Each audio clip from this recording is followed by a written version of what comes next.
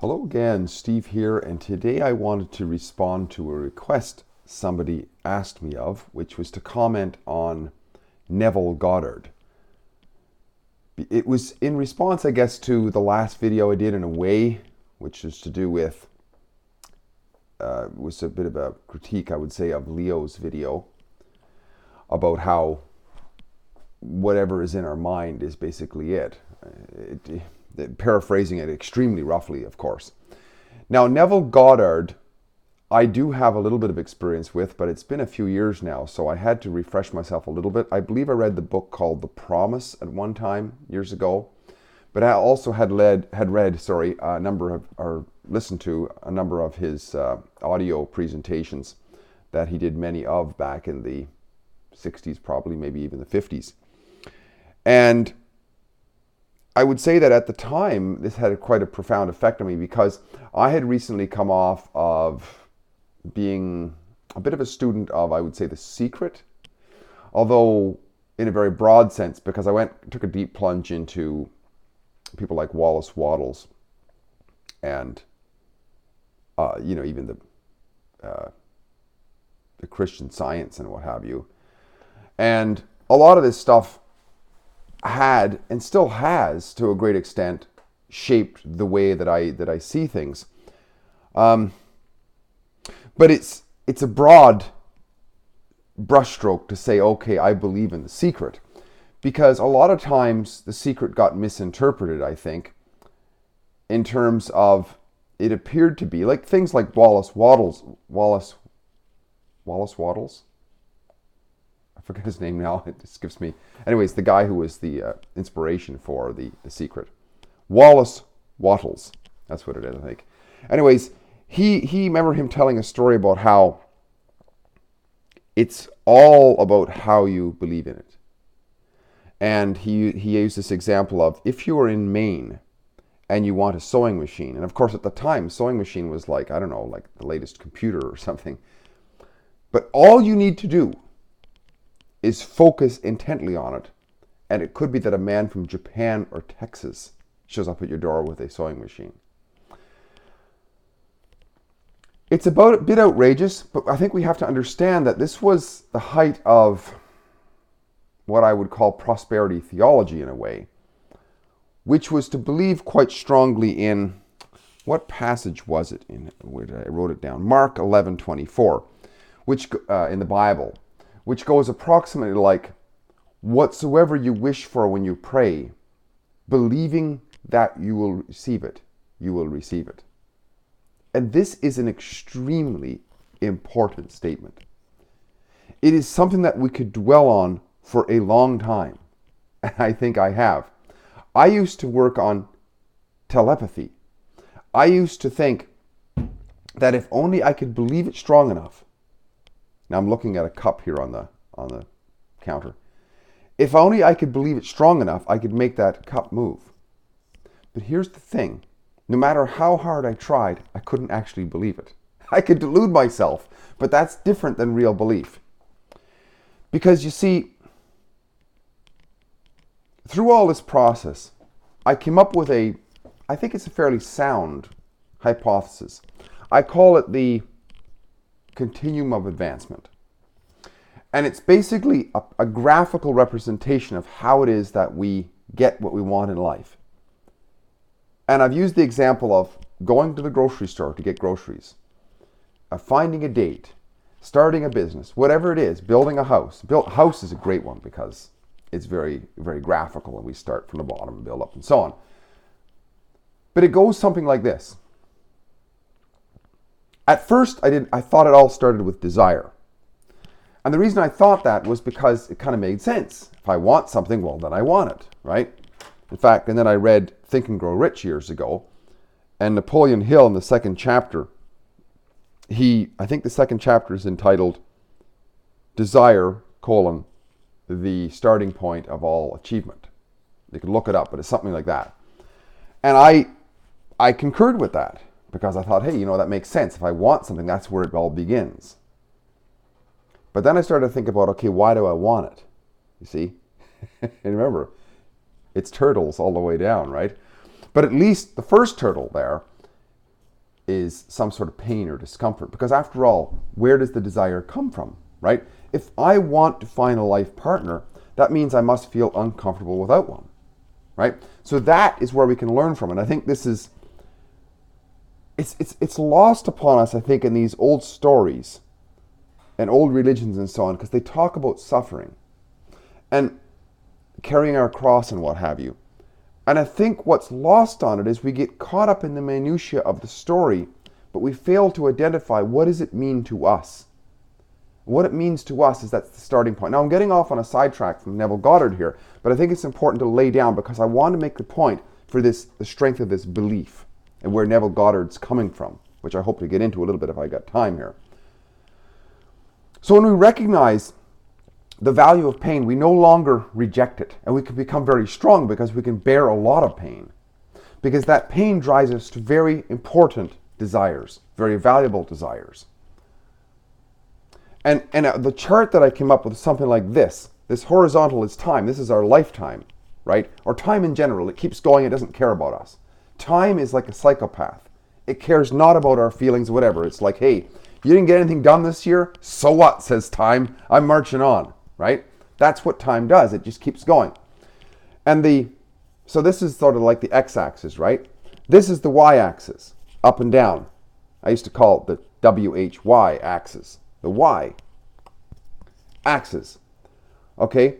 And then we want to progress in life, the continuum of advancement. We want to advance on this continuum. We don't want to go into the dumper of life. We want to rise a little bit, which is represented by our quality of life. We want to step up our quality of life. This is the nature of any being, any living being. You look at even an ant. When I was a kid, I used to burn ants with a magnifying glass. And I could see those little critters. They wanted to get out of the heat.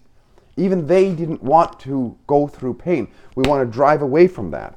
We want to go to more comfort, more love, etc., etc. And it's all, our quality of life is like our feelings, how we feel about life. Whereas the other way is depression and whatever. It's down, right?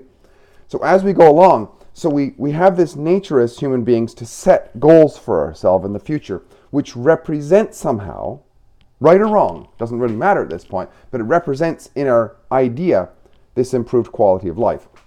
So we set for ourselves this projection from pain to desire. And then, but from desire, and this is where Neville Goddard comes in, because he talks about God as the human imagination, this amazing creator. We can create fantastical worlds in our mind. We can create whatever we want in our minds, right? So it's like, we're coming back to something simple, building a house.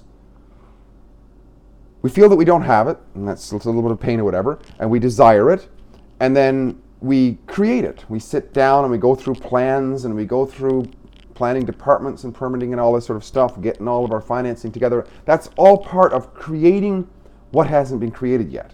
But even when we finish all that planning, we've created it in our mind and on paper and so on, but we haven't actually created it. What comes next and what separates sort of like the action to the daydreamers, the active and creators to the daydreamers, is this belief that it's possible. If we could create that house with the plans and everything, but we have no belief in the possibility of getting the financing, of getting the land, of getting the contractors, and getting the skills or what have you, then we would stop there, right? Blessed are those who believe. And we can move on from there. And once we believe it, we have what? We have the will to act. Because Neville Goddard talks about, in The Promise, about how we are the temple of God, right? God dwells, the kingdom of heaven is within us. The human is the God-man. And that aspect of us is amazingly creative. And when we can believe it, whatsoever we wish for when we pray is asking for something within ourselves or whatever, but believing that we can receive it. When we believe it, then the will to act is there, because when we believe that it's possible and we want it, then we act. It's like all of a sudden we find that Zen moment, that moment where it doesn't even feel like work, because we're moving forward with something that is so beautifully true for us. and then we arrive at some sort of achievement, right? We arrive at the conclusion, at getting something out of it, and we rise in our quality of life based on our satisfaction.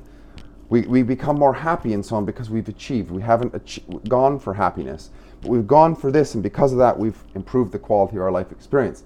That, I think, encapsulates what he's talking about. But a lot of times I had the tendency to get lost in it for so long because it was this sense that all I had to do was believe. But how is it that I could believe? Because I couldn't move the cup because I didn't believe, right? Because I could not separate myself from that higher self, which is rationality, right? I couldn't see somehow. Now, if I could, I'll concede that it is possible, maybe, somewhere in some other alternate state of mind. I certainly haven't gotten there. So that's why I'm kind of in the middle. There's the world, the physical world, what do you call it? The sense data, the physicality and the energy and so on. And there's also this extraction of God or whatever that runs in me, this life force, right?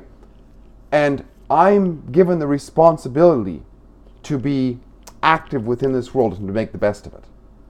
Whereas somebody like Leo is talking about the world only exists in me. I don't see any evidence for that. It's like there are strengths there and there's strengths here, but they're kind of one. They're all interconnected. It's hard to really explain for me. I don't even really understand it. But the critical thing, I think, that gets lost sometimes in the whole secret thing of law of attraction, which is what Goddard's talking about to a great extent, right? Is that beyond the belief, there's action. Because there has to be will to act. In other words, there has to be the willingness to be involved in the creative process, if you will, right? But that's part of that's what sort of comes out of belief. I mean, think about it. Just a simple example. You've won a lottery.